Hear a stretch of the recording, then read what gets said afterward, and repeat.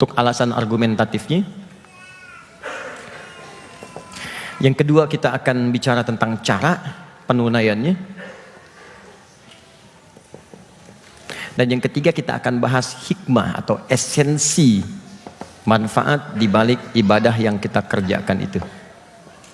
Pembahasan sekarang akan kita bahas tentang sujud dalam salat. Kenapa seseorang mesti sujud? Bagaimana cara sujud dalam salat? Dan apa hikmah sujud dalam kehidupan? Baik, kita mulai ya. Fokus. Bismillahirrahmanirrahim. Allahumma 'allimna ma yanfa'una. Pertama, ada dua hal yang disampaikan dalam Al-Quran terkait dengan sujud ini, dan itu indah sekali. Dan nanti dikuatkan dalam hadis-hadis Nabi SAW serta keterangan para ulama-ulama yang saleh.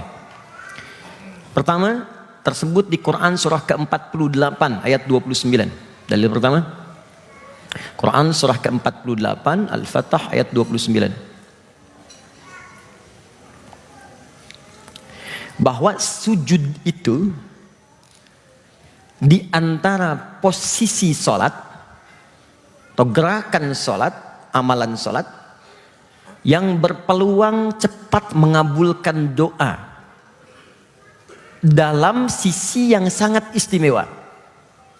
Jadi kalau posisi dikabulkan doa, di setiap tempat kita bisa berdoa. Tapi sujud ini saking istimewanya, itu kalau benar sujudnya, itu seketika bisa mengabulkan permintaan yang bahkan dipandang mustahil oleh sementara kalangan. Kalau dia membutuhkannya. Bahkan ini perintah Quran. Kata Allah, kalau sedang sujud, minta yang paling istimewa, jangan minta yang biasa. Jadi kalau Anda berbisnis, minta suksesnya yang paling tinggi, jangan nanggung. Kalau di kedudukan, minta kedudukan yang paling tinggi yang dengan itu bisa membuat polisi yang baik, kebijakan yang bagus. Kalau Anda ngerjakan apapun, cari tingkat yang paling tinggi, yang paling bagus. Itu saat sujud. Maka turunlah Quran surah ke-48 ayat 29. Muhammadur Rasulullah walladzina ma'ahu asyidda'u 'alal kuffar ruhama'u bainahum. Saya sudah tafsirkan ini di pertemuan lalu. Sekarang perhatikan kalimat sujudnya. Tarahum ruk'a sujjada. Engkau akan melihat umatnya Nabi Muhammad itu terbiasa ruku dan sujud. Maksudnya salat. Mohon izin ya. Jadi kalau ada yang mengaku umatnya Nabi Muhammad, kemudian tidak mau sholat, itu oleh Allah tidak diaku umatnya Nabi Muhammad. Kata Allah, umat Nabi Muhammad itu pasti kelihatan sholat. Jadi kalau dia nggak sholat, diragukan apakah umat Nabi Muhammad atau bukan. Di awal hati-hati, lihat anaknya. Kalau Anda sudah mulai sholat ke masjid, bagus, alhamdulillah. Ke majlis ta'lim bagus, tapi jangan sholat sendirian. Barangkali ada anaknya yang belum beranjak lebih baik. Ada kemudian misalnya cucu yang harus dimotivasi, ajak semua ke surga. Surga terlalu luas untuk Anda sendirian. Bahkan banyak ayat surga itu meminta kita untuk peduli pada keluarga. Quran surah ke-66 ayat ke-6. Ya ayyuhalladzina amanu qu anfusakum wa ahlikum nara. Hei orang-orang yang telah menyatakan dirinya beriman, jaga dirimu dan keluargamu. Jaga anakmu, jaga istrimu, jaga suamimu, keluarga besarmu. Ajak mereka ke surga. Jaga dari neraka. Jangan sampai itu anak yang dikandung 9 bulan yang disayang-sayang tiba-tiba berteriak, "Mama tolong saya, ayah tolong saya." Dan Anda nggak sanggup menolongnya. Kata Allah, jaga itu. Nah, bagaimana menjaganya? Maka saat di dunia kompak tuh beramal saleh. Makanya nanti ada anak yang saat dirawat orang tua dan dia dijaga untuk melakukan amalan yang sangat spesial, ada yang ke surga itu langsung menggandeng bapak ibunya. Itu ada di Quran surah 13 ayat 23 sampai 24. Quran surah 13 ayat 23 sampai 24. Jannatu adnin yadkhulunaha. Ada orang-orang, anak-anak yang nanti akan masuk surganya lewat surga Aden. Dimasuk surga Aden, ya. Saking pengennya ke surga Aden ini, banyak orang-orang di bumi menamai dirinya dengan Eden. Ada pemain bola Eden Hazard, ya, yang dari Chelsea pindah ke Madrid, gitu kan? Sekarang Aden itu dari Eden surga. Tapi spesial, anak ini akan masuk lewat surga Aden, tapi akan diparadekan ke semua pintu surga. Kan nanti ahli puasa masuk lewat pintu puasa saja Ar-Rayyan. Ahli tahajud masuk pintu tahajud. Tapi ada satu anak, saat masuk surga dia lewat surga Aden, tapi akan diperkenankan masuk dari semua pintu surga. sampai surga tertingginya. Dan dahsyatnya dia bisa menggandeng bapak ibunya. Wa man salaha min abaihim, lalu dia gandeng bapak ibunya yang saleh. Wa azwajihim, kalau dia sudah menikah dia gandeng istrinya, istri menggandeng suaminya. Wa auladihim wa dzurriyyatihim, dan semua keluarga besarnya di belakang ikut. Satu keluarga masuk surga semuanya. Wal malaikatu yadkhuluna alaihim min kulli babin salamun alaikum bima sabartum. Dan dahsyatnya disambut oleh malaikat di semua pintu surga, mengucapkan selamat kepada mereka. Selamat bisa masuk surga, selamat masuk surga. Di setiap masuk surga pertama diucapkan selamat. Pintu kedua selamat, semua menyelamati. Kalimat pertamanya, karena Anda sabar melakukan amalan saat di dunia yang bisa mengantarkan Anda ke tempat ini. Silahkan nikmati seluas-luasnya.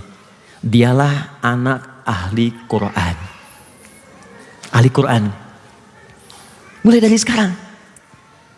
Ayo teman-teman, kalau bukan Anda yang hafal, anaknya jadikan. Gak apa-apa.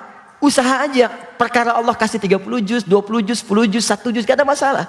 Yang penting kita berusaha menghafal. Baca itu. Dan kita wafat dalam keadaan sedang berusaha untuk dekat dengan Al-Quran. Itulah ahli Quran.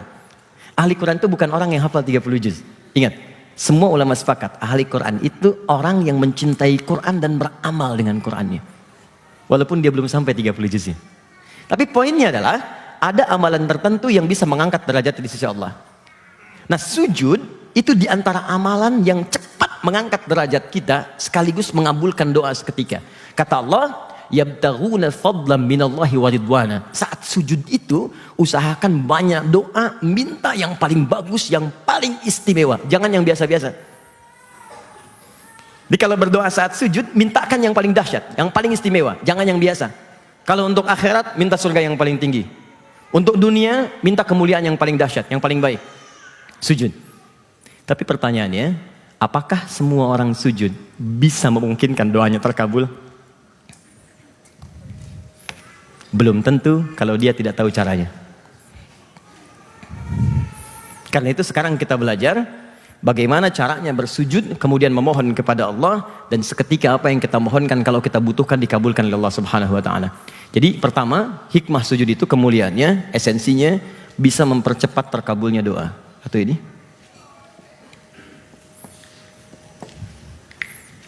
Yang tertinggal catatan saya sudah siapkan ini nanti. Ini boleh nanti teman-teman copy. Ada sekitar 1, 2, 3 lembar. Ini hadis-hadis dari Nabi SAW tentang kemuliaan sujud. Masih lengkap, saya nggak apa-apain, masih bahasa Arab tuh. Ya. Ya, karena Nabi orang Arab gitu kan, nggak bisa bahasa Indonesia. Nanti saya kasih catatan, saya terjemahkan. Baik, pelan-pelan. Jadi kalau teman-teman misalnya, mohon izin, sedang ada persoalan, ada masalah, ada keluhan, ayo sholat dalam sujud minta. Saya bacakan salah satu hadis Ali bin Abbas radhiyallahu taala anhuma, hadis riwayat Ibnu Abbas, semoga Allah meridai kepada beliau dan ayahandanya. Qala Rasulullah sallallahu alaihi wasallam, lihat baik-baik. Perhatikan kalimatnya. Innama aqrabal 'abdi min rabbih fa huwa sajid. Fa aksiru doa. Keadaan terdekat antara seorang hamba dengan Allah itu saat sujud. Maka kalau Anda sedang sujud, kata Nabi, perbanyaklah doa pada saat itu.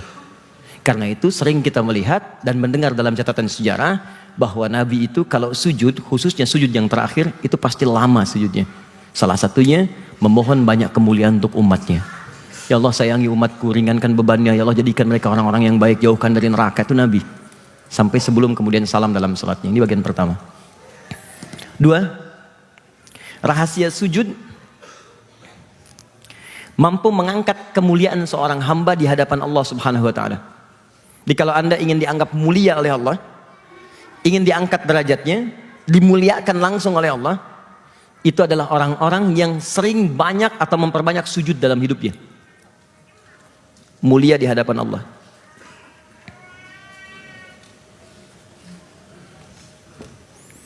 Jadi kalau orang-orang itu sudah dimuliakan Allah, dampaknya apa? Nggak minta pun, itu bisa diberi. Jadi nanti ada 8 jenis rizki dalam Al-Quran. Salah satunya, ada rizki yang belum diminta, tapi Allah kirimkan kepadanya, karena kebutuhannya. Dia ada orang yang belum ngangkat tangan, bahkan belum minta, itu sudah ada, baru terbersit ada. Ya. Pernah dengar Imam Malik? Pernah dengar?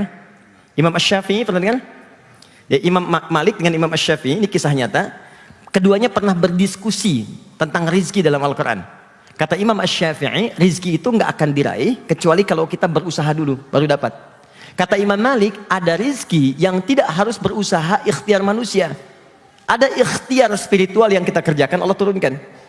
Keduanya berpisah. Kemudian Imam Asy-Syafi'i lewat satu tempat, ada satu kebun anggur sedang panen. Saat panen itulah kemudian beliau lewat, dipanggil oleh tukang kebunnya. Kamu mau bantu di sini enggak? Kalau kamu bantu, kami akan berikan anggur. Dengan senang hati Asy-Syafi'i kemudian saat itu membantu kebun anggur itu panen. Setelah terkumpul tiba-tiba diberikan anggur yang sangat indah, besar, enak, ranum, kan? Siang-siang panas terik. Senang Imam Syafi'i terima itu bukan karena anggurnya, karena beliau ingat diskusinya dengan gurunya. Oh, kalau saya nggak ikut panen, saya nggak dikasih anggur ini. Berarti pendapat saya benar. Datang kembali kepada gurunya bawa anggur, tapi lihat adabnya. Tidak pernah ada keluar kata-kata yang menyakiti gurunya. Bahkan nggak ada kalimat menyalahkan gurunya. Lihat kalimatnya. Guru, tadi aku lewat sebuah jalan, kemudian menemukan satu kebun anggur sedang panen. Aku ditawari untuk mengambil memetik anggur ini. Ketika aku bantu mereka, aku diberikan anggur ini dengan begitu indahnya. Besar, ranum, di siang panas yang terik ini. Jadi begitu menyebutkan kalimat, ketika aku bantu, aku diberi, itu dikencangkan kalimatnya. Saat aku bantu ini, aku dikasih kemudian anggurnya. Untuk menegaskan pada gurunya, kalau aku nggak bantu petik, aku nggak akan dikasih. Baik. Lalu diberikan pada gurunya. Apa jawab Imam Malik? Perhatikan kalimatnya. Masya Allah ya Syafi'i, marhaba, marhaba, selamat, selamat, selamat.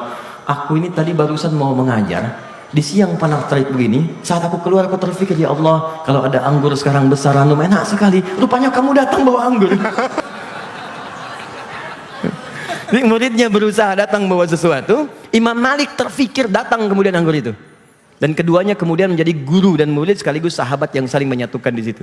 Jadi ada kebiasaan tertentu yang kalau Allah sudah muliakan, itu jangan tunggu meminta seketika datang. Teman-teman yang akhwat kenal Maryam?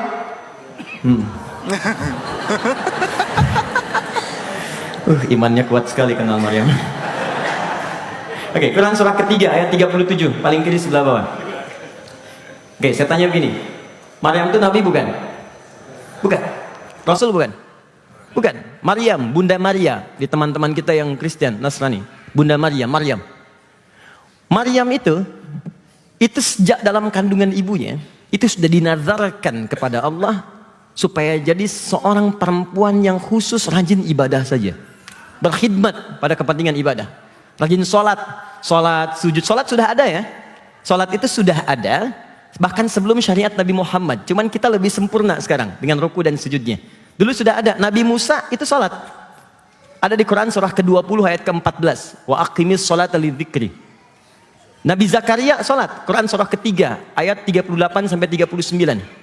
Nabi Ismail, ya, kakek Nabi ke-29 itu salat. Ada di Quran surah 19 ayat ke-55. Wa kana ya'muru ahlahu bis salat. Nabi Isa, Yesus, Al-Masih salat. Ada di Quran surah ke-19 ayat 31 sampai 33. Itu sudah ada salat. Nah, ketika kemudian terlahir Maryam, lahir dan dikhususkan dibangunkan mihrab di situ untuk ibadah. Saking rajinnya sujud mendekat kepada Allah, sujud ibadah. Pamannya yang mengantarkan semua kebutuhan sampai kaget. Kullama dakhala 'alaiha Zakaria al-mihrab wajada 'indaha rizqa. Setiap kali masuk mihrabnya Maryam, itu sudah ada semua kebutuhannya. Makanan ada, minuman ada, pakaian ada, sampai berkata, "Ya Maryam, anna laki hadza?" Maryam, dari mana semua ini? Perhatikan jawabannya. Qalat huwa min indillah. Paman, semua ini Allah yang kasih. Jadi kalau dari kecil anak kita diajarin kalimat-kalimat yang baik, yang keluar di lisannya pertama kali akan kalimat baik. Fajar lumpuh otaknya. Dari sejak diberi ASI, dibacakan Quran terus. Quran. Begitu 3 tahun bisa bicara, yang keluar pertama di lisannya Quran. Hafal Quran dalam usia 3 tahun. 4 tahun sempurna, sekarang sedang menghafalkan tafsirnya. Jadi kalau anak dikasih Quran, yang keluar Quran. Anak diberikan pendidikan yang baik, yang keluar baik. Anak dikasih tobot, yang keluar tobot. Tobot X, tobot W, tobot Z, Robocarpoli, Embers, Heli, dan sebagainya. Jadi kalau kita diberikan yang itu yang keluar. Tapi poinnya adalah sujud itu gambaran dari ketaatan kepada Allah. Kalau orang banyak sujud, maka kemuliaan Allah akan diberikan kepadanya. Hidupnya akan ringan. Bukan cuma sholat fardu ya. Tahajudnya kan ada sujud. Duha ada sujud. Syuruk, rawatib, perbanyak sholat, minta kepada Allah. Ketika Anda diangkat oleh Allah dengan mulia, maka apapun yang Anda butuhkan, Anda akan dimudahkan oleh Allah Subhanahu wa Ta'ala. Jadi pembahasan kita kali ini, kenapa penting belajar sujud dengan benar? Karena banyak orang sujud dalam sholatnya, tapi nggak mendapatkan ini. Sujud iya, tapi hidup masih sulit. Ada orang di rumah tangga cuma senyum aja selesai. Ini gelar tinggi, persoalan kecil nggak pernah tuntas. S1, S2, S3, S banyak sampai dingin, tapi persoalan nggak pernah tuntas gitu. Ada orang S1 saja enggak, tapi masalah besar itu jadi ringan, cuman senyum, bahkan cuman canda aja, masalah hilang. Ini ada orang cuman karena keramik saja satu, itu bisa ribut adu argumentasi. Yang ini cuman bicara sedikit selesai. Mama, kamu tahu nggak beda keramik sama kamu apa? Apa itu? Keramik itu mah, kalau dipindah ke sana semakin antik. Tapi kalau mama mindahin ke sana semakin cantik. Selesai. Catat. Ini cuma diskusi sedikit deh, ngobrol itu selesai. Ada orang senyum beres, tapi ada orang yang menyelesaikan banyak argumentasi nggak pernah tuntas. Itulah dia. Tiap hari sholat, pasti ada yang salah. Nah, sekarang kita mulai untuk caranya dulu, baru kemudian ke dalil bacaan. Apa yang dibaca dalam sujud? Doanya apa? Apa artinya? Bagaimana membaca doa itu dengan bahasa hati kita? Jangan-jangan selama ini sujud tapi nggak paham artinya. Ya, bagaimana bisa merasakan kenikmatan sholat? Yang kedua, banyak orang sujud tidak membaca doa itu dengan hatinya, cuma di lisan aja. Subhanarabbiyal a'la, subhanarabbiyal a'la, subhanarabbiyal a'la, Allahu akbar. Subhanarabbiyal a'la wa bihamdi, Allahu akbar. Subhanakallahumma wa bihamdika, Allahumma ighfirli, Allahu akbar. Cuma itu saja. Kalau cuma itu anak kecil pun bisa. Apa bedanya kita dengan orang lain? Pada pemaknaannya. Nah, sekarang kita mulai dulu dari sini, cara. Setelah itu ke sini, dan saya coba terangkan setiap detailnya. Saya mohon izin, ini bisa dikosongkan. Saya mau naik ke sini, boleh ya? Alhamdulillah. Izin ya, Mas. Baik. Kelihatan saya? Kelihatan ya? Baik. Mohon izin sebentar ya. Saya mohon maaf kalau kemudian naik ke sini untuk memberikan contoh lebih baik. Mohon maaf ya. Bismillah. Izin sebentar. Perhatikan baik-baik. Nah, sekarang lebih kelihatan ya? Baik. Sujud posisinya akan dimulai dari setelahnya tidak, kemudian turun ke bawah. Nah, saya menghadap ke sini dulu ya. Ya teman-teman akhwat ya, mohon izin lihat sini, fokus. Saya mohon izin menghadapnya begini karena ukuran mejanya lebih panjang ke sini. Jadi bisa kelihatan. Lihat sini. Sami'allahu liman hamidah, kan? Selesai. Rabbana walakal hamd. Kita telah tuntaskan ini. Baik itu tangan yang ke sini ataupun yang ke sini, saya telah berikan argumentasinya di pertemuan lalu dan dua-duanya boleh. Kemudian setelah selesai Sami'allahu liman hamidah, Rabbana walakal hamd, kita akan mulai turun sujud. Perhatikan baik-baik. Satu, dalam posisi turun sujud, maka posisi kaki tidak berubah. Lebarnya masih selebar dengan bahu di sini. Dia tidak terlampau kemudian lebar, tidak terlampau rapat. Dalam posisi akan turun. Dia tidak harus merapatkan begini dulu sujud, tidak harus melebarkan kemudian sujud. Cukup biasa selebar dengan bahu. Jelas sampai di sini? Baik, nanti saya terangkan maknanya. Kemudian yang kedua, tahan sini. Kita akan turun sekarang. Allahu Akbar, bisa diucapkan Allahu Akbar dulu baru turun. Bisa turun dulu saat sujud mendekat Allahu Akbar, atau bersamaan saat akan turun Allahu Akbar. Dalam turun ini, perhatikan, ada dua anggota tubuh yang bisa kita gunakan untuk turun terlebih dahulu ke tempat sujud. Pertama, mulai dengan lutut. Ya, saya praktekkan. Kita turun, lihat baik-baik. Allah. Ya, tadi kan lutut dulu. Jelas? Baru kemudian telapak tangan, Allahu Akbar. Saya ulang ya. Lutut terlebih dahulu. Ini. Turun, lutut. Baru kemudian telapak tangan. Baik. Saya menghadap ke sebelah sini, mohon izin. Begini. Lutut dulu.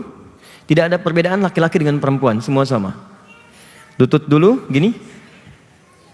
Baru kemudian telapak tangan. Baik, jelas sampai sini? Baik. Yang kedua, bisa gunakan telapak tangan dulu ini. Oke, saya ulang. Gunakan telapak tangan, akan turun misal. Allah, telapak tangan ini. Baru kemudian lutut. Allahu Akbar. Jelas? Saya ulang. Gunakan telapak tangan dulu, turun. Telapak tangan gini. Baru kemudian lututnya seperti ini. Jelas sampai sini? Oke. Sekarang Ustadz, kalau pakai lutut boleh, pakai telapak tangan boleh. Apa dalilnya? Untuk yang pakai lutut, hadisnya ada di Abu Daud. Abu Daud nama aslinya Sulaiman dari Sijistan. Dikenal dengan Sulaiman As-Sijistani. Maaf saya hapus ini, sudah ditulis? Dan saya hapus ya? Gak apa-apa, sana aja. Ya, tanggung. Gak apa. Ya, yang itu jangan dihapus ya. Ya. Oke, syukran jazakallahu khair. Saya sudah tahu caranya. Satu, Abu Daud, hadis riwayat Abu Daud. Abu Daud itu nama aslinya Sulaiman dari Sijistan, dikenal dengan Sulaiman As-Sijistani. Hafal 500.000 hadis. Dengan sanadnya semua nama tersambung ke Nabi. Dan hafalnya bukan hafal biasa. Jadi setiap disebutkan tahu ini hadisnya sahih, dhaif, bermasalah, benar. Itu ringan sekali. Sampai Ibnu Qayyim Al-Jauziyah rahimahullah mengatakan, kalau ada Nabi Daud bisa melunakkan besi dengan tangannya, maka ini Abu Daud bisa melunakkan hadis dengan lisannya. Maka dikenallah kemudian dengan sebutan Abu Daud, Abu Daud, Abu Daud. Dari 500.000 ini, beliau mengumpulkan beberapa ribu hadis menjadi susunan fikih. Ada hadis, kalau kita baca, hadis itu khusus mengoleksi susunan fikih. Cara ibadah, cara wudhu, cara sholat, ya, cara mandi, cara macam-macam. Kitab hadis yang disusun dengan urutan fikih disebut sunan namanya. Sunan. Maka dikenal dengan nama Sunan Abu Daud. Ya, jilid yang pertama, halaman 222, nomor hadis 388. Paling kanan sebelah bawah.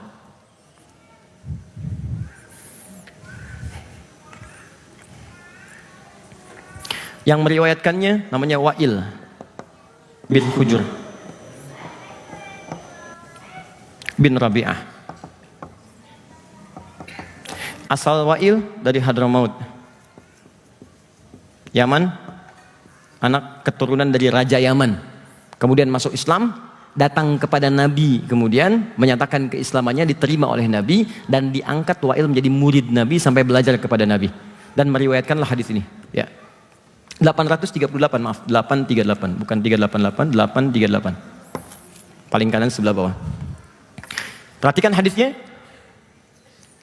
Ra'aitu Rasulullah sallallahu alaihi wasallam. Saya pernah melihat Rasulullah sallallahu alaihi wasallam idza sajada, apabila beliau akan sujud, fawadha'a rukbatayhi qabla yadayhi, maka beliau mendahulukan lututnya, kedua lututnya sebelum kedua telapak tangannya.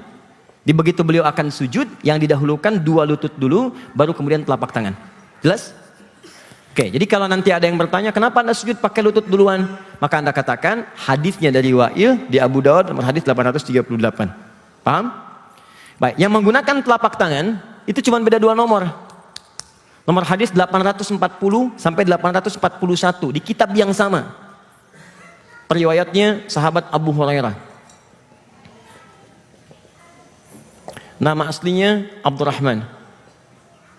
Sebelum masuk Islam, nama aslinya Abdul Syams.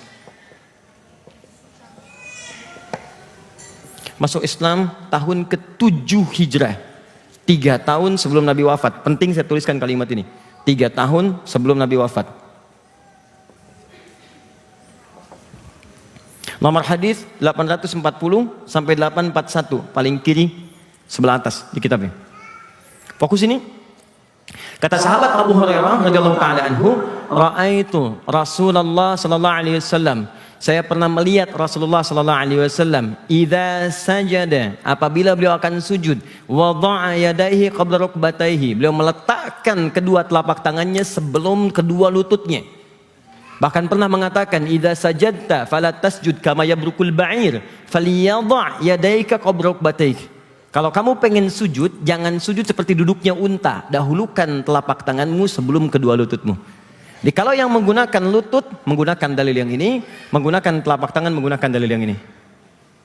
Timbul pertanyaan, Ustadz, kenapa kontradiktif? Satu lutut, satu telapak tangan. Bahkan hadis yang mengatakan, dahulukan telapak tangan, jangan lutut. Yang satu mendahulukan lutut, jangan telapak tangan. Mana yang benar? Nah teman-teman, setelah diteliti, dikumpulkan hadisnya, ternyata tersimpulkan bahwa dua-duanya ini benar. Di awal masa sholat, Nabi itu lebih banyak sujud dengan menggunakan lututnya terlebih dahulu. Di awal-awal muncul perintah sholat. Tapi di akhir-akhir kehidupan beliau, sejak beliau mulai sepuh, ya kan? Usia 60 tahun, 61 tahun, 62 tahun, ya, sebelum beliau kembali kepada Allah, itu lebih banyak terlihat menggunakan telapak tangannya. Karena itulah Abu Hurairah kan baru masuk Islam tahun ke-7, 3 tahun sebelum Nabi wafat. Dan Nabi usia sudah 60 tahun. Saya mau tanya pada teman-teman, biasanya, maaf ya, ini umumnya, tidak semuanya. Biasanya kalau semakin sepuh, persoalan pertama ada di apanya? Lututnya.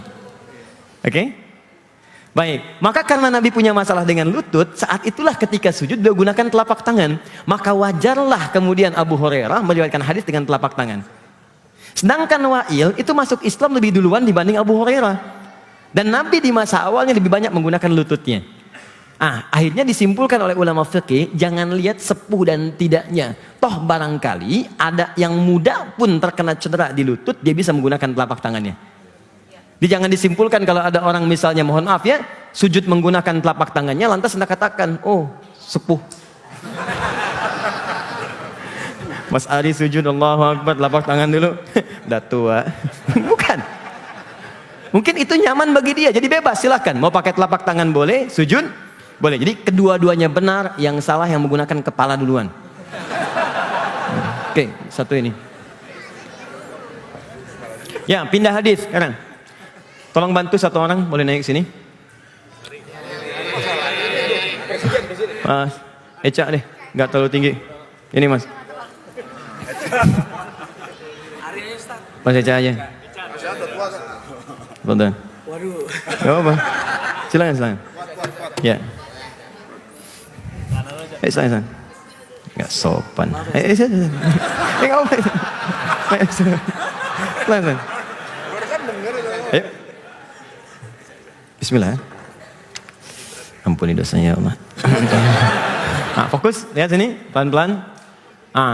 Sekarang beliau mau turun, posisi bebas, mau lutut dulu atau telapak tangan dulu, silakan turun dulu. Baik, lututnya. Tahan sini, tahan sebentar. Tahan sini, teman-teman fokus baik-baik. Lututnya sudah turun. Sekarang anggota badan yang mana saja yang boleh menempel ke tempat sujud saat akan sujud. Saya ulang. Sekarang sudah posisi turun. Sekarang anggota badan mana saja yang boleh menempel ke tempat sujud saat sujud. Saya bacakan hadisnya dari Ibnu Abbas radhiyallahu taala anhuma, qal, perhatikan, umirna an nasjuda ala sab'ati a'zamin. Kata Ibnu Abbas, kami diperintahkan untuk sujud oleh Nabi pada 7 anggota sujud. Ada berapa? 7. Baik. Pertama, alal jabhah, kening, sini. Ya, saya ulang, kening ya. Dan ini nggak boleh terhambat oleh penghalang yang sifatnya khusus. Bukan penghalang yang secara umum diperkenankan nggak ada masalah gitu. Ya, kayak misalnya, mohon maaf, mau kena dia, itu nggak ada masalah. Jadi kalau akhwat misalnya mau sujud, mau kenanya sampai ke sini itu nggak apa-apa. Ya, atau misalnya ada jilbab yang halus ya, yang kainnya misalnya menutupi bagian kening ke tempat sujud itu nggak apa-apa. Karena zaman Nabi pernah ada orang, dalilnya di hadis Muslim, saat panas terik luar biasa, ada yang menghamparkan sapu tangan untuk bisa mengurangi rasa panas yang menempel kepada keningnya. Nah, sapu tangan ini itu dipahami oleh para ulama itu bagian yang normal, yang sekiranya bisa ditoleransi, yang tidak menghambat langsung kening dengan tempat sujud. Jadi kalau mau kena kan saat sujud masih terasa kan? Terasa menempelnya itu boleh. Kecuali ada bagian tertentu yang menghambat langsung antara kening dengan tempat sujud sehingga tidak terasa kemudian tekanan kepada keningnya. Contoh, peci misalnya. Fungsi peci pada asalnya itu untuk menutup rambut yang berlebihan yang kalau sekiranya tidak ditutup itu bisa menempel menghalangi kening. Sehingga tidak terasa kenikmatan sujud. Kalau sekarang diteliti sama pakar itu di dalam bagian kening kita itu kayak ada titik God spot gitu. Yang kalau kemudian kita sujud, darah itu berkumpul di bagian otak yang paling dalam, kemudian di situ ada pergerakan-pergerakan yang bisa di MRI terlihat. Nah, itu kalau terhalang kemudian dengan benda tertentu, itu nggak sempurna kemudian perkumpulan titik itu di situ dan perkumpulan darah yang bertemu di bagian otak yang dekat kepala kita yang paling depan. Jelas sampai sini? Nah, karena itu peci itu bukan syarat sah sholat. Jadi kalau diantara teman-teman memang nggak ada rambut sama sekali, nggak pakai peci pun nggak apa-apa. Akhi silahkan jadi imam, saya nggak enak nggak pakai peci gitu. Nggak. Ini bukan syarat. Tapi kalaupun pakai peci, jangan sampai peci dipakai rambut keluar. Jelas ya? Sama dengan akhwat juga, jangan sampai pakai jilbab tapi rambutnya keluar gitu. Ya? Jelas ya? Maka pakai, sesuaikan, dan saat sujud mau sholat usahakan sedikit dibuka sehingga keningnya ini bisa tertempel di tempat sujud. Ya, Mas Eca pakai peci misalnya kan, kemudian topi atau ini kupluk gak apa-apa, silakan pakai kupluk. Ya di Timur Tengah, di Eropa kalau dingin kadang-kadang orang pakai kupluk gitu, nggak ada masalah. Ya ini kan hanya sesuatu yang menutup saja. Ya kalau mau dipakai seperti ini boleh, silahkan, asal jangan membuat orang misalnya heran dengan apa yang kita kenakan. Ya pakai di sini belakangnya ada ondel-ondelnya, dengan sini. Silakan Mas. Bismillah. Sujud. Ada kesini nggak apa ya? Kening satu. Sebentar Mas. Satu ini. Baik. Dua. Perhatikan baik-baik. Yadain atau kafain, dua telapak tangan. Saya ulang, dua telapak tangan. Satu tambah dua berapa? Tiga. Jadi ini dihitung satu, dihitung satu. Kening dan dua telapak tangan. Dua telapak tangan ini ketika ditempelkan, ini yang jarang dipraktikkan. Posisinya persis seperti takbir. Jadi tidak terlampau rapat begini, tidak terlampau lebar begini.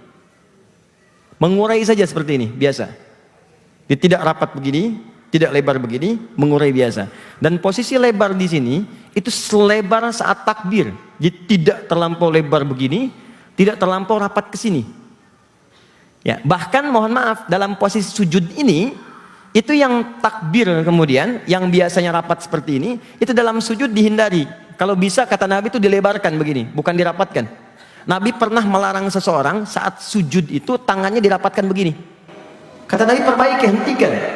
Ya, kenapa? Karena ketika Anda rapatkan begini dalam keadaan sujud, itu diafragma bisa tertekan, nafas bisa tidak lancar, bisa meninggal itu, bisa pingsan. Ya karena itu lebarkan, luaskan sampai seakan-akan saat Anda buka ini anak kambing tuh bisa lewat. Ini anak kambing bisa lewat tuh kiasan ya, kiasan. Bukan berarti ukur anak kambing lewat sini anak kambing. Sujudnya benar, tidak. Jadi maksudnya buka itu sehingga kita merasa nyaman, udara, nafas enak, ya, nyaman, lebarkan. Kita praktekkan. Kening tempelkan. Tahan. Ini buka, jadi bukan ke dalam begini. Ya. Tapi keluar seperti ini, siku. Sehingga di sini ada jalur yang luas. Sama dengan perempuan ya, tidak ada bedanya. Jadi saya belum pernah menemukan riwayat perempuan sujud ininya nempel ke sini, ke dalam, tidak. Ya, tapi sama saja, ini terbuka keluar supaya ini ada kenyamanan dalam sujudnya. Paham sampai sini? 1 tambah 2 berapa? 3. Sekarang 4 dan 5, kedua lutut. Dua lutut. Kening, 2 telapak tangan, 2 lutut. 1 tambah 2, 3 tambah 2, 5. Oke. Yang terakhir, jemari di 2 kaki.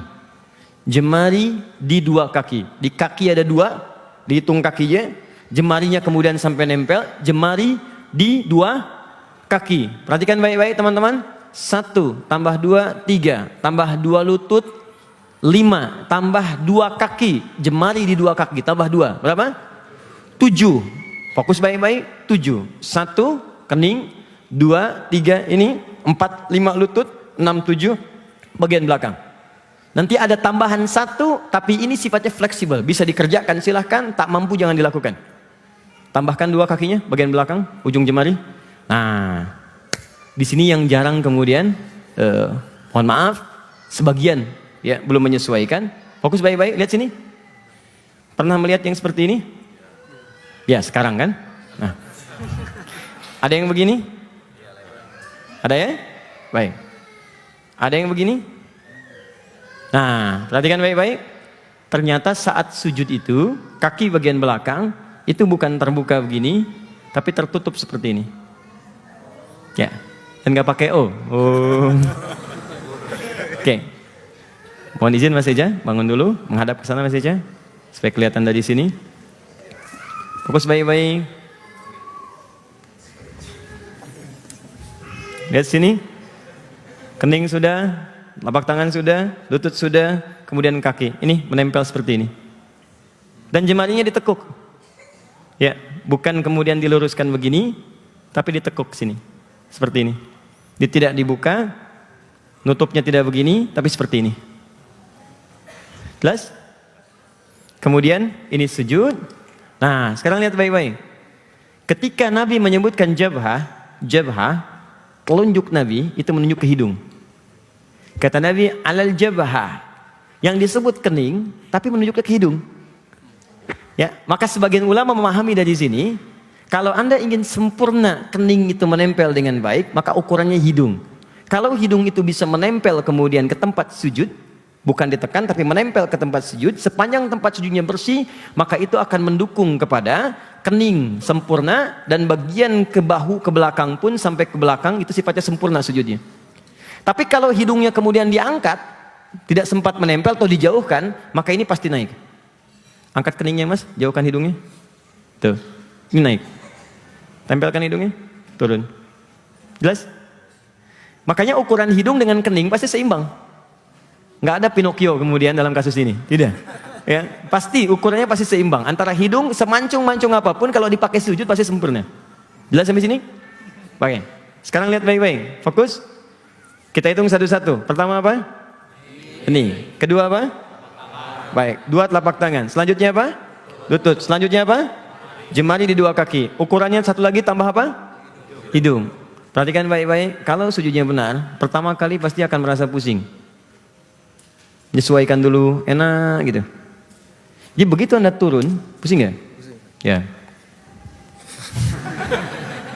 Sujudnya nggak benar tuh. Baik. Alhamdulillah. Anda kesini. Gantian? Oh, oke. Siap. Fokus. Pelan-pelan. Sujud lagi. Lihat sini. Perhatikan baik-baik. Kalau sudah turun seperti ini, jangan dulu baca doa. Doa bukan dibaca saat Anda baru turun langsung baca. Kadang-kadang ada yang baru turun sudah subhanarabbiyal a'la. Subhanarabbiyal a'la wa bihamdi, subhanarabbiyal a'la wa bihamdi, subhanarabbiyal a'la, langsung bangun lagi. Tidak, teman-teman. Biarkan ini turun dulu. Biarkan darah mengalir dulu dengan lancar. Biarkan tenang dulu supaya kita merasakan kenikmatan. Pernah dengar tumak nina? Tumak nina itu ketenangan yang dilahirkan dari gerakan ibadah. Di begitu Anda sujud, tenangkan dulu, nyaman dulu. Setelah nyaman, merasa tenang, baru Anda bacakan Subhana rabbiyal a'la wa bihamdi. Paling singkat Subhana rabbiyal a'la. Kalau mau doa yang dari Sayyidah Aisyah, Subhanakallahumma wa bihamdika Allahumma ighfirli. Tahukah Anda? Ketika bacaan itu dibacakan sepenuh jiwa kita, walaupun pendek tadi, kalau benar bacaannya, seketika Allah akan membuka pada kita apa yang kamu mintakan dalam sujudmu, aku berikan pada saat itu. Nah, bangun sebentar Mas. Tahan. Sampai di sini bisa dipahami? Kalau sudah paham, saya akan tutup dengan menjelaskan makna doanya. Setelah itu kita diskusi sebentar dan coba kita amalkan dalam salat kita. Pasti ada perbedaan. Oke. Boleh istirahat sebentar? Enggak apa. Jazakallah khair. Apa bacaan sujud? Baik. Subhana rabbiyal a'la. Oke, ada 3 jenis bacaan. Saya ulang, ada 3 jenis bacaan. Satu yang pendek. Subhana rabbiyal a'la, sampai situ. Subhana rabbiyal a'la.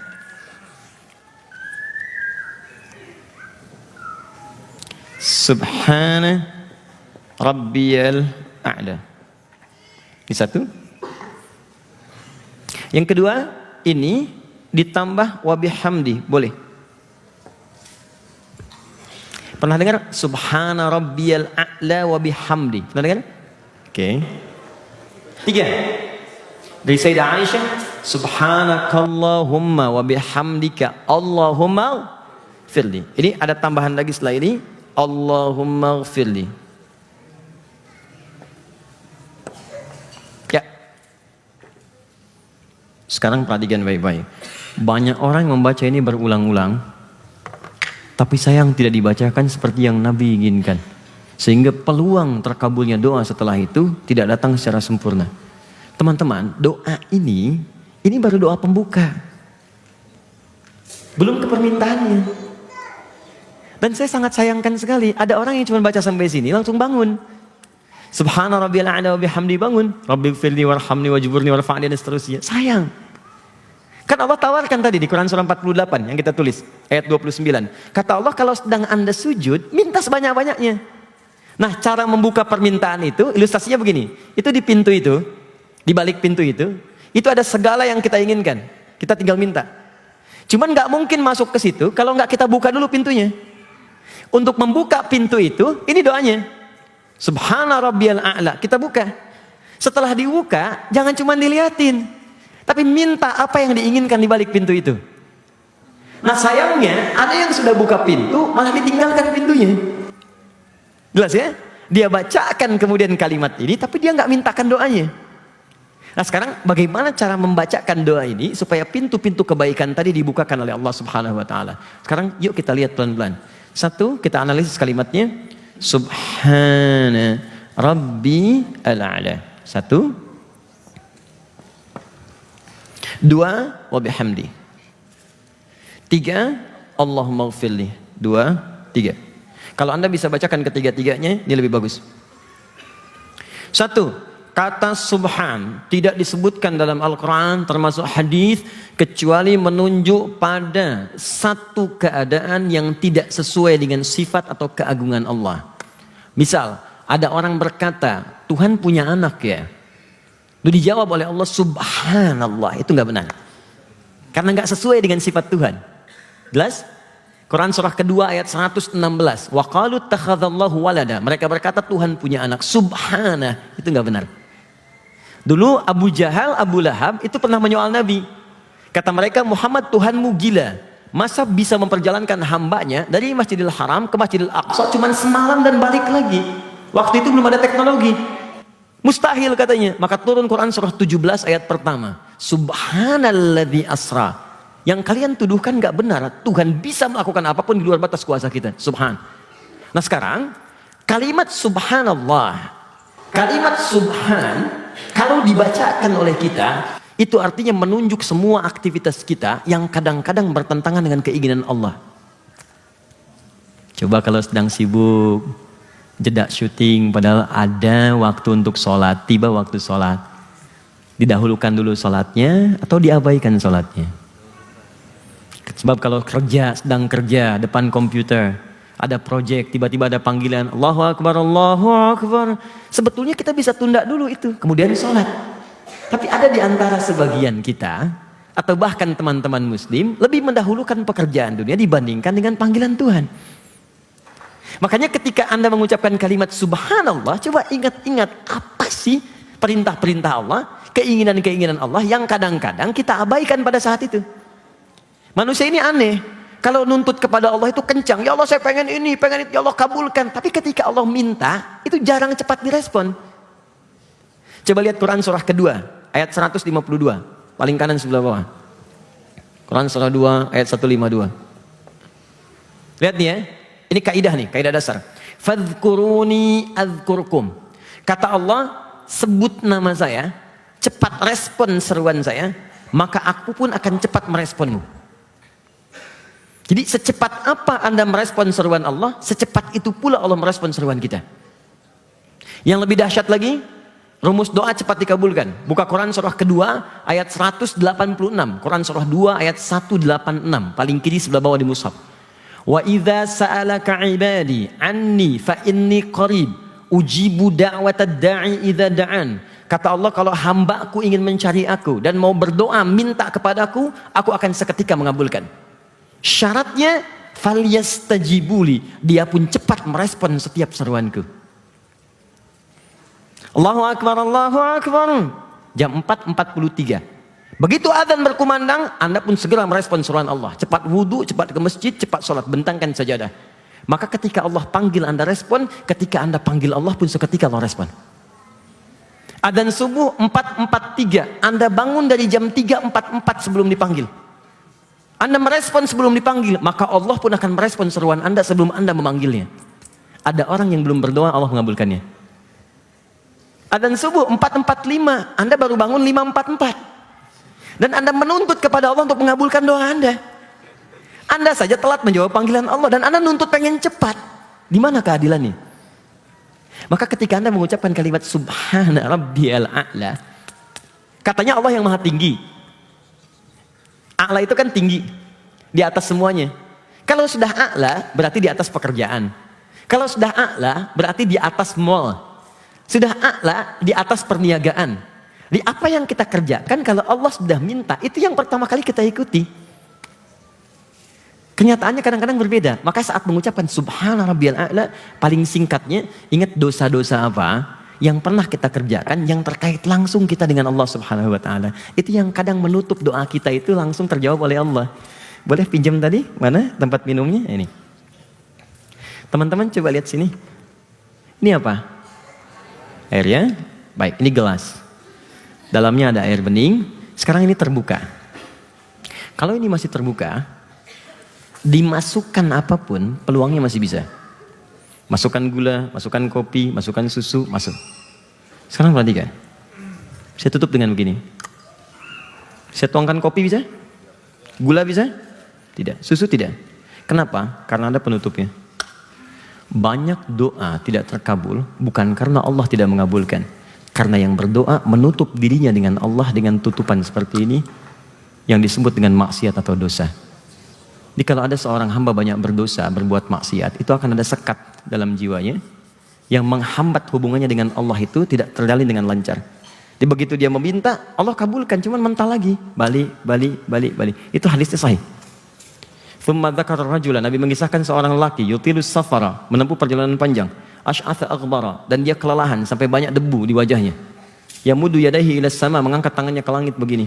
Fayaqulu ya Rabb, dia berkata ya Rabb, ya Rabb. Ini 3 syarat cepat dikabulkan doa. 3 syarat. Syarat pertama dalam perjalanan. Anda berdoa di perjalanan cepat dikabulkan. Yang kedua mengangkat tangan. Orang yang berdoa mengangkat tangan lebih cepat dikabulkan 2 kali dibandingkan yang diam. Yang ketiga menyebut al-asma'ul husna. Orang yang memulai doa dengan al-asma'ul husna lebih cepat dikabulkan dibandingkan dengan yang tidak. Orang ini melakukan ketiganya. Seharusnya 6 kali lebih cepat doanya dikabulkan. Tapi kata Nabi, anna yustajabu lidzalik, mustahil doamu dikabulkan. Mustahil. Padahal sudah mengangkat tangan, baca al-asmaul husna. Kalau kita katakan sudah ke Mekah, di depan Ka'bah, tangan diangkat, belum dikabulkan juga. Kata Nabi mustahil. Kenapa? Famat'amu haram, karena pakaiannya haram. Makanannya haram. Masyrabu haram, minumannya haram. Malbasu haram, pakaiannya haram. Wa ghudhiya biharamin, dan perangkat hidupnya haram. Coba ingat-ingat, kalau ada sekian doa yang belum terkabulkan, barangkali ada sekat yang belum dibukakan.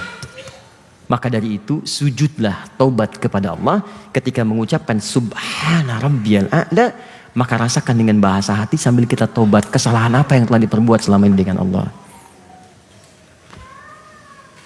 Kapan Anda mulai kemudian datang ke majlis ta'lim? Dulu kemana saja? Kapan Anda mulai sholat? Dulu kemana saja? Kapan Anda mulai berhijab? Dulu kemana saja? Sudahlah kita menangisi keadaan kita yang lalu supaya tidak ditampakkan di akhirat nanti di hadapan seluruh langit-langit dan bumi. Sudahkah kita bertobat dari dosa kita kepada kedua orang tua? Sudahkah kita bertobat dari dosa kita kepada anak-anak kita sendiri yang belum kita rawat dengan baik? Belum dengan tetangga, belum dengan yang lain. Maka ketika sujud, minta sama Allah, ya ampuni dosa saya. Subhana Rabbiyal A'la, minta ampun. Maka ketika Anda sudah diampuni oleh Allah pada saat itu, maka akan dibukakan oleh Allah semua pintu-pintu kebaikan, termasuk yang belum pernah Anda dapatkan seketika bisa dikabulkan. Karena itulah Anda ucapkan, wa bihamdihi, saya puji Engkau ya Allah, Allahumma gfirli, ya Allah ampuni saya. Kenapa kalimat ini muncul? Dikaitkan dengan kalimat subhan. Jadi kalau sudah Allahumma gfirli, ya Allah mohon ampuni saya. Nah di dalam Al-Quran ada rumus. Jadi yang terakhir saya sampaikan, rumusnya ada di Quran surah ketiga ayat ke-31, paling kiri sebelah atas. Surah 3 ayat 31. Ini keterangan ini akan Anda jarang temukan di beberapa referensi. Quran surah 3 ayat 31. Perhatikan baik-baik. Qul in kuntum tuhibbunallaha fattabi'uni yuhibbukumullah. Ini rumusnya. Wa yaghfir lakum dzunubakum. Katakan Muhammad kepada umatmu, jika kalian serius mencintai Allah, maka ikuti aku. Maka Allah akan mencintaimu. Sekarang perhatikan rumusnya. Ketika Allah mencintai seorang hamba, maka yang pertama diberikan oleh Allah, perhatikan rumusnya, wa yaghfir lakum dzunubakum. Allah akan ampuni semua dosa-dosanya. Masya Allah teman-teman sekalian. Jadi kalau Allah sedang mencintai hamba itu bukan dikasih dunia. Anda kalau sedang dapat proyek, sedang dapat promosi jabatan, dapat sesuatu anugerah dunia, jangan senang dulu. Belum tentu Allah ridho di situ. Kalau apa yang Anda dapatkan itu menjauhkan Anda dari Allah. Memang dapat tawaran pekerjaan bagus, cuman sholatnya tertinggal. Nggak bisa baca Quran, itu nggak ada keberkahan di dalamnya. Di Allah itu kalau sudah cinta dengan seorang hamba, yang pertama diberikan bukan dunia, tapi ampunan dari semua dosa-dosanya. Dan kalau sudah diampuni dosanya, ciri diampuni itu nanti terdapat perisai kebaikan dalam dirinya. Misal, mata diampuni dosanya, dia akan melihat yang tidak baik lagi. Telinga diampuni dosanya, dia hanya akan mendengar yang baik-baik. Semua baik. Kalau sudah dicintai oleh Allah, maka diberikan ampunan dari dosanya. Sekarang rumus ini kita balik. Kalau seseorang diampuni dosanya oleh Allah, berarti dia telah mendapatkan cinta Allah. Kenapa Anda dalam sujud minta ampunan kepada Allah Subhanahu wa taala? Allahumma ighfirli, ya Allah ampuni dosa saya.